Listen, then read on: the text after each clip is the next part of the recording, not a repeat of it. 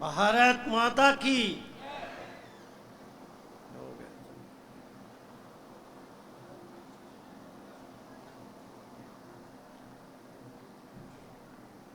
मेरे पास मैं गया था डेयरी पे मक्खन तलाशने, तो मक्खन मिला नहीं।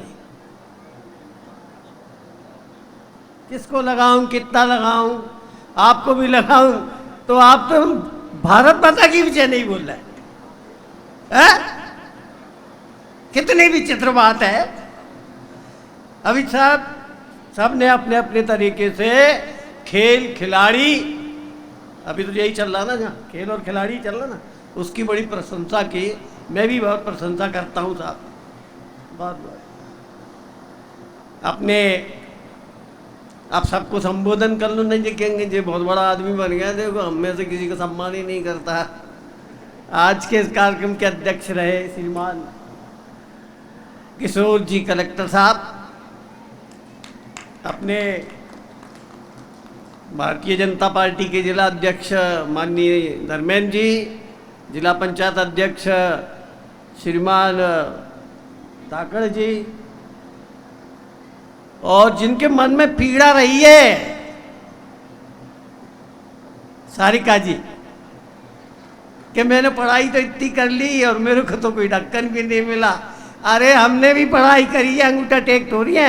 हम भी तीन विषय में हमें LLB है, आयुर्वेद रत्न है, डॉक्टर हेडगेवार यूनिवर्सिटी के PhD भी है, पर हमें भी कुछ नहीं मिला।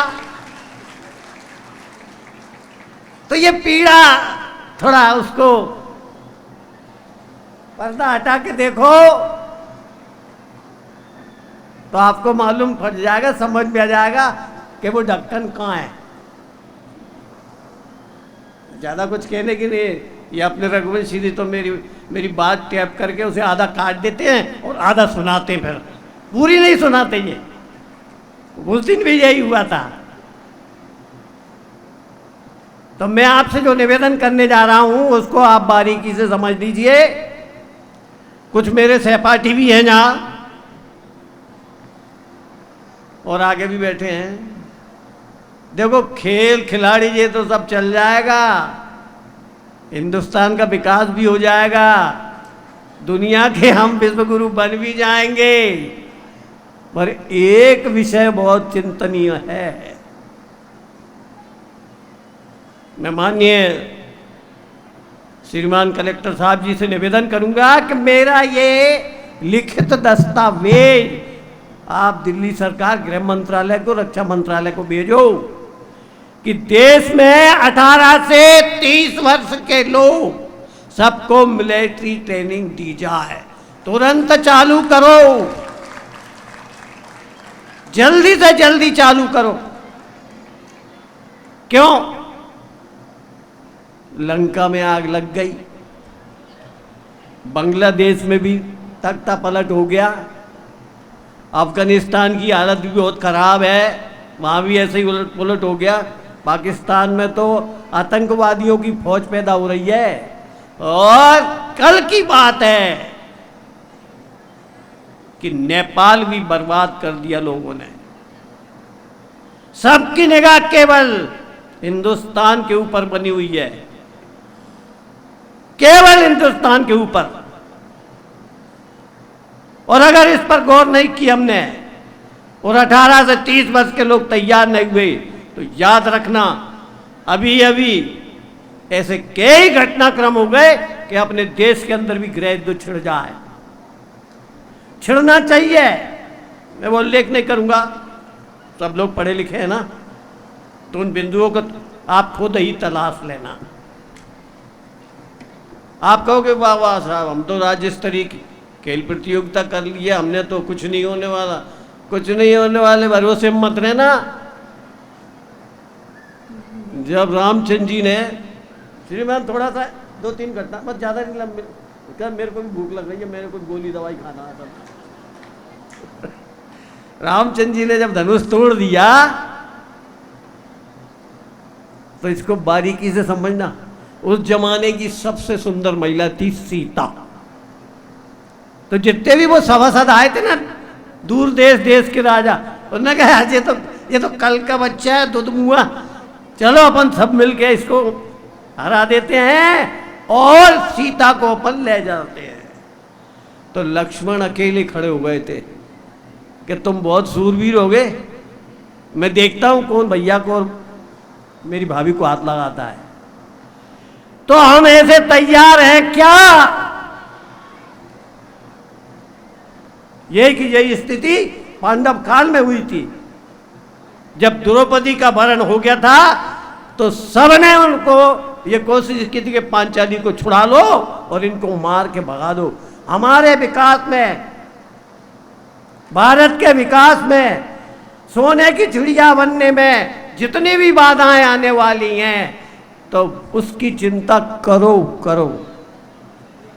नालंदा विश्वविद्यालय में कम से कम 12,000 विद्यार्थी थे और 1200 टीचर थे। 1200, 11 लोगों ने उस विश्वविद्यालय को जला दिया था और एक व्यक्ति भी नहीं निकला था कि उस विश्वविद्यालय को बचा पाता। 6 महीने तक उसका ग्रंथालय जलता रहा। इतनी संख्या होने के बाद एक व्यक्ति नहीं निकला, एक। हम कल की कल्पना करें कि हमारे देश में भी अगर ऐसा कुछ होता है तो कौन कौन बाहर निकलेगा? होगा जरूर, जरूर होगा। ये मैं बिल्कुल चुनौतीपूर्ण कह रहा हूं क्योंकि मुझे भी ये दिख रहा है। बहुत दूर से देखता हूं मैं कि आज जंज हो रहा है, आज कल जहां हो रहा है। अरे तुम यार खूब भजन कीर्तन करने वाले हो, तुम्हें समझ में नहीं आई थी? इतनी जोर जोर से डीजे बजा रहे हो। सुप्रीम कोर्ट का स्पष्ट आदेश है, किसी का हार्ट फट जाए वो तो जमीन से उठ जाएगा। तुमको तुम्हारा मजा ही आ रहा है, लगे डीजे का। तो ये सुधार की नहीं, ये झगड़े की जड़ है। तो ये ऐसा कुछ होने वाला है, ये बात पक्का मानना।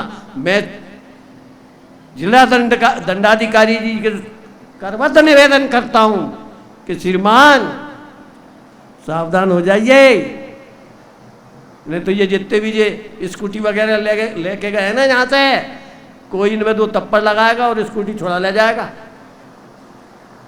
कोई भी। तो हमारे अंदर इतनी शक्ति जरूरी है, इतनी ताकत जरूरी है। नहीं तो जैसे नालंदा विश्वविद्यालय आग लग गई, वैसा का वैसे ही सोमनाथ में भी आग लग गई थी। वहां भी बहुत पुजारी थे, बहुत शिष्य थे, बहुत भक्त थे। वहां वो सब जो कहते रह गए थे, अरे चिंता मत करो, कुछ नहीं होने वाला, अभी हाल भगवान भोलेनाथ त्रिशूल निकालेंगे और उस राक्षस का वध कर देंगे। जी जा भरोसे मत रहियो, हाँ जा भरोसे मत रहियो।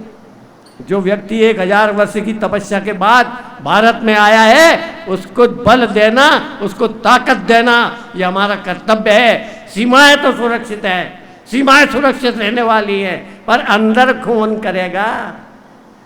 अंदर की भी तो सुरक्षा जरूरी है। इसलिए मैं दंडाधिकारी जी से निवेदन करूंगा, एक प्रतिवेदन बना है और 18 से 30 वर्ष के लिए आवश्यक मिलिट्री की सेवा ट्रेनिंग देने की कृपा करें। आप प्रतिवेदन भेजिएगा, बहुत ज़्यादा नहीं कहना, जितना कहा उसको बहुत समझो। और यहाँ अपने जो जितने भी आचार्य बैठे होंगे ना, इधर से उधर तक, इनसे समझ लेना। और न समझे हो, न समझा पाए तो मेरे से समझ लेना, मैं समझा दूंगा। धन्यवाद। बहुत बहुत